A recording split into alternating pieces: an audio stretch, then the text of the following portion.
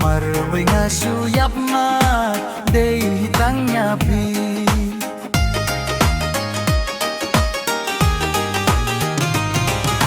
ngam pipa ay pisa dur babiw jong pi marway nga suyap ma day hitang nyapi marway nga suyap ma day hitang nyapi habang atya nga dem nga pos nyaw tang yapi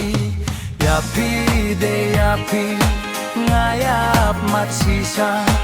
nga kwa ba pilong ibaye di jong nga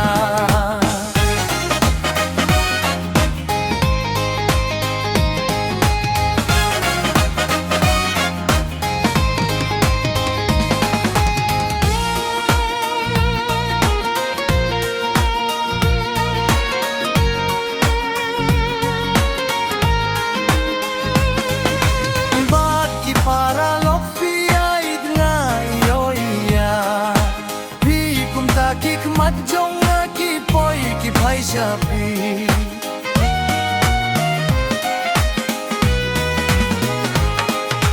hore bangan leitren rungas gole rain kum no keng bangan kren ru ngam singau lai tang kum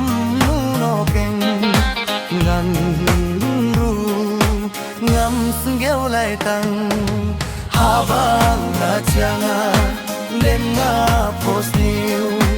tanga pi yapi de yapi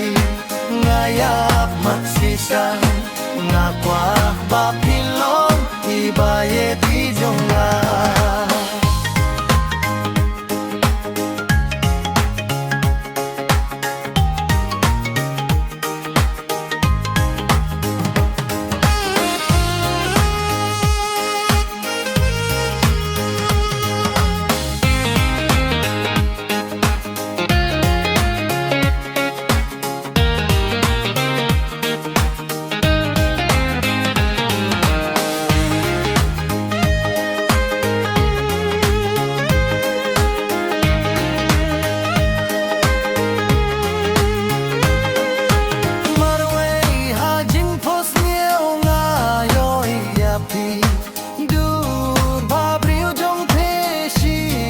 kawan pa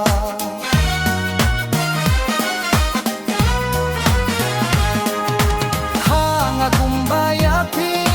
ngayap ma nga habang tren running fla nga tumadem ngam snew hey kam leya